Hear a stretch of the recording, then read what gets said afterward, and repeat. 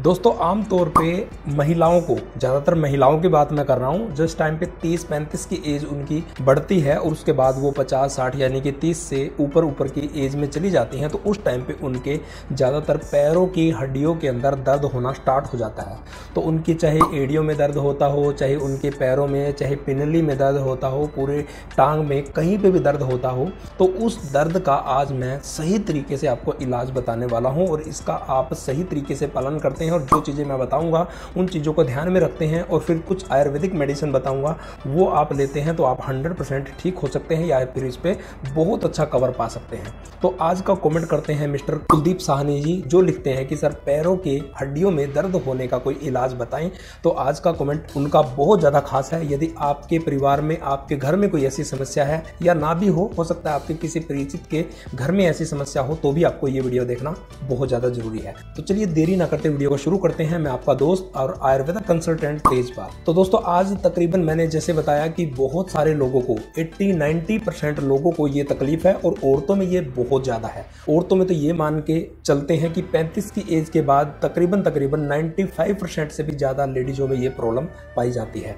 तो इसके बहुत सारे कारण हैं और उन कारणों के पीछे ही आपका इलाज भी छिपा हुआ है और इसमें क्या क्या आपको सावधानियां रखनी है, कौन कौन से आयुर्वेदिक प्रोडक्ट रखने हैं, कौन सी एक्सरसाइज करना जरूरी है, वो सब चीज़ों के ऊपर बात करेंगे। ठीक है, तो वीडियो को आपने ध्यान से सुनना है, थोड़ा सा भी स्किप नहीं करना है। सबसे पहले लेते हैं कुछ कारणों को, जिन कारणों की वजह से ये पैरों की हड्डियों का दर्द होना स्टार्ट होता है। स्टार्टिंग के कुछ कारण ऐसे होते हैं, या तो किसी भी व्यक्ति को जिसको पैरों की हड्डियों में दर्द हुआ हो, वो ऊंचाई से गिर गया हो, उसका पैर नीचे से ठुक गया हो, या फिर उसको कभी एक्सीडेंट में कोई चोट लगी हो, उसका इलाज चला हो और वो इलाज होने के बाद उस टाइम पे ठीक हो गया लेकिन बाद में हड्डियों के अंदर दर्द होना स्टार्ट हो गया हो, या फिर वो मरीज कभी फिसला हो, उसका पैर ठुक गया हो, या फिर फिसल के उसकी हड्डियों में कई बार क्रैकिंग की जैसी प्रॉब्लम आ चुकी हो। तो ये कई सारे कारण होते हैं। इसके अलावा और भी कई सारे कारण हैं, जैसे कि हड्डियों के अंदर यूरिक एसिड लेवल बढ़ जाना, और जिस टाइम पे यूरिक एसिड लेवल बढ़ जाता है तो यूरिक एसिड के जो क्रिस्टल होते हैं वो हड्डियों के जोड़ों में पहुंच जाते हैं और वो बहुत ज़्यादा आने वाले समय में या कभी भी अचानक से पेन करना शुरू कर देते हैं। इसके अलावा और भी कई सारे कारण हैं, जैसे हड्डियों के अंदर रेसा बन जाता है और जिसकी वजह से हड्डियों के ऊपर या घुटने के चारों तरफ स्वेलिंग बन जाती है, वो हल्का हल्का उसके अंदर मवाद या रेसा टाइप का बनना स्टार्ट हो जाता है। वो भी हड्डियों के ऊपर इन्फेक्शन बनने के कारण ही होता है। कुछ लोगों को बाय होता है, गठिया बाय होता है, वो भी लोग इस चीज का शिकार होते हैं। और कुछ लोग ऐसे होते हैं जो गर्मियों के मौसम में लगभग ठीक होते हैं, जिनको प्रॉब्लम कम होती है, लेकिन जिनको बड़ी प्रॉब्लम होती है वो तो हमेशा ही परेशान रहते हैं। जिनको कम प्रॉब्लम होती है वो हर सर्दियों में परेशान होते हैं। तो दोस्तों ऐसे में कोई भी सिचुएशन हो, आप जितना ज़्यादा टाइम लगाओगे उतना ज़्यादा नुकसान में पहुंचोगे, क्योंकि ये समस्या जिस टाइम पे बढ़ जाती है, बड़े स्केल पे हो जाती है, तो उस टाइम पे दिक्कत आपको ही आने वाली है। तो इसका समय रहते सही तरीके से इलाज कराना बहुत ज़्यादा ज़रूरी है, सही तरीके से टेस्ट कराना बहुत ज़्यादा ज़रूरी है।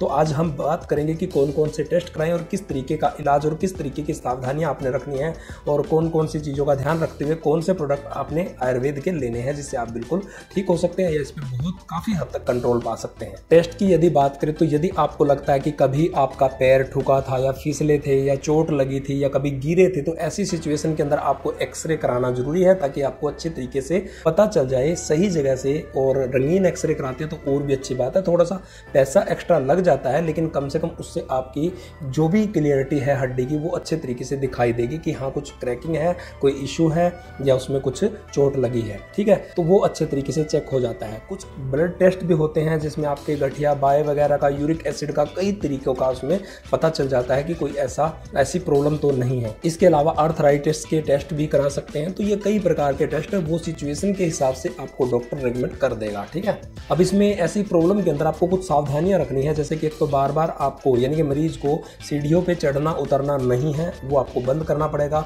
आपको नीचे बैठने वाला जो चौकड़ी मार के या उकड़ू बैठते हैं वो बैठना बंद करना पड़ेगा, नहीं तो दिक्कत और ज़्यादा बढ़ सकती है। इसके अलावा थोड़ा बहुत टहल सकते हैं, वजन की काम कोई भी नहीं करना है। एक्सरसाइज बहुत ज़्यादा ज़रूरी है करनी, जैसे ब्रीथिंग एक्सरसाइज कर सकते हैं, कुछ योगा कर सकते हैं, जैसे कि योगा कई प्रकार के हैं, आप इसको YouTube पे देख सकते हैं कि जोड़ों के दर्द के अंदर आप कौन कौन से योगा कर सकते हैं, इससे आपको और ज़्यादा आसानी मिल जाएगी। और दोस्तों इसमें एक चीज़ का ध्यान रखना, जो भी योगा या एक्सरसाइज आप करोगे ये लंबे समय तक आपका चलेगा, कम से कम 6 महीने तक आपको ये करना है। इसमें कभी भी ये ना सोचे कि आप तुरंत दवाइयाँ लेते ही आराम हो जाओगे। दवाइयाँ आप चाहे इंग्लिश भी ले लो, लेकिन आपको प्रॉपर आराम नहीं मिलने वाला। अगर आप चाहते हैं कि आप प्रॉपर ठीक हो जाएं, बिल्कुल अच्छे तरीके से ठीक हो जाए, तो आपको 6 मंथ का आपको कोर्स भी रखना है, साथ में एक्सरसाइज भी उसी तरीके से करनी है। ठीक है, टेस्टों वगैरह का आपका एक बार का ही खर्च आना, उसके बाद मेडिसिन का और आपको एक्सरसाइज पे ही ध्यान रखना है। अब खाने पीने में यदि बात करें तो कुछ फ्रूट्स की मात्रा आप बढ़ा सकते हैं, दूध आप ज़्यादा पी सकते हैं,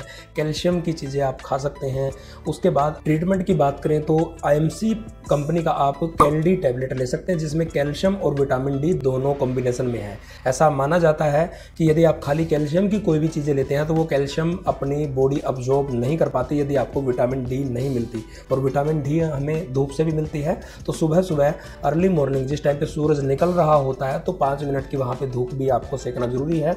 और वैसे आप कैल्डी टैबलेट, जो IMC कंपनी की कैल्डी टैबलेट है, उसमें कैल्शियम और विटामिन डी दोनों का कॉम्बिनेशन है, उसको आप सुबह शाम एक टैबलेट ले सकते हैं, या फिर रोज़ एक टैबलेट ले सकते हैं अपने IMC के डॉक्टर की सलाह के अनुसार। इसके अलावा आप या तो सुपर हेल्थ कैप्सूल ले सकते हैं, फिश ऑयल भी ले सकते हैं, क्योंकि सुपर हेल्थ कैप्सूल जोड़ों के दर्द के लिए, फिश ऑयल जो होता है वो जोड़ों के दर्द के लिए, जिसमें ओमेगा 369 भी है, वो बहुत ज़्यादा आपके काम का है। ठीक है ना, उसको आपने रोज़ एक कैप्सूल को लेना ज़रूरी है। प्रॉब्लम ज़्यादा है और सर्दियाँ अगर हैं तो आप रोज़ सुबह शाम दोनों टाइम भी एक कैप्सूल ले सकते हैं।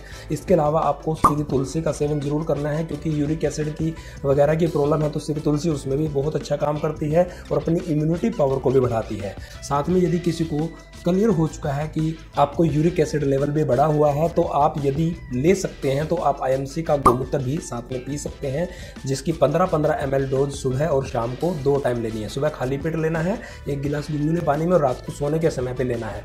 इन चीज़ों का आपने ध्यान रखना है। इसके अलावा आप एक फैमिली प्रोटीन आता है, उसको आप जरूर लीजिए, क्योंकि आपकी बॉडी के अंदर जितना भी प्रोटीन की कमी है वो प्रोटीन की कमी आपकी कंप्लीट हो जाएगी। बाकी आपको भी किसी भी डिजीज़ के ऊपर, किसी बीमारी, किसी प्रॉब्लम के ऊपर, किसी टॉपिक के ऊपर कोई भी वीडियो बनवाना है तो आप भी कुलदीप साहनी जी की तरह कमेंट कर सकते हैं और आप अपना वीडियो बनवा सकते हैं। आपका वीडियो जरूर बनेगा, भले ही 10वें दिन में आपका नंबर आए, क्योंकि बहुत सारे लोगों के वीडियोस बनते रहते हैं। और मिलते हैं किसी और ऐसी ही नेक्स्ट इन्फॉर्मेशन वाले वीडियो के अंदर। तब तक के लिए आप सबका बहुत बहुत धन्यवाद। जय हिंद, गुड MC।